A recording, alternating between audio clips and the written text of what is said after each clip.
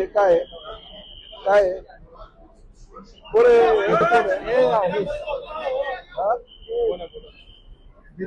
दादा depot manager कोण आहे? डेपो मॅनेजर कोण आहे? तुम्ही आहात ना? हे काय आहे? हे दिसतंय ना तुम्हाला? हा, लोक इकडे पिचकाऱ्या घेतात आणि इकडे पाणी पितात.